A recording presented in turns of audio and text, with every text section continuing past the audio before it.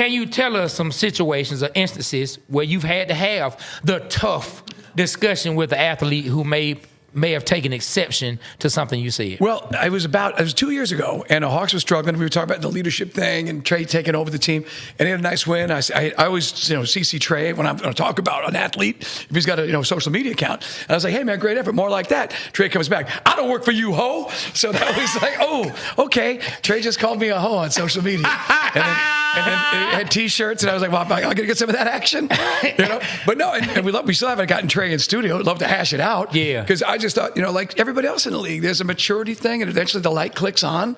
I think Trae's in full mode now. He's a leader on that team. He takes ownership of stuff, and at that time, I think that was still a work in progress. That is hilarious. That's about it. I mean, I used to dog Matt Ryan. I wrote this big blog in 15, and I said, Falcon, at the time there was a possibility Deshaun Watson was going to come out, but he stayed another year at Clemson. I said, we got to just get rid of Matt Ryan. He's never going to win the big one, and let's go get Deshaun Watson, do what we got to do, move heaven and earth. And then Matt goes on and becomes MVP, and we nearly win the Super Bowl. Yeah. So we were in the playoffs, and that was right before we were leaving for Houston.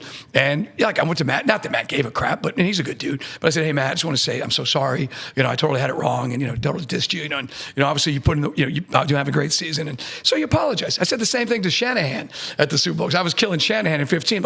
We just signed Kyle Shanahan, and that was right when he lost his briefcase and had the game plan. Yeah, everybody was freaking out. Me and Carl. So yeah, you own it. Look, I think if you can get to some of these guys, I used to say to Carl, these guys don't give a crap. And Carl has always said on Dukes and Bell, no man, these guys hear everything. Yeah, and they do.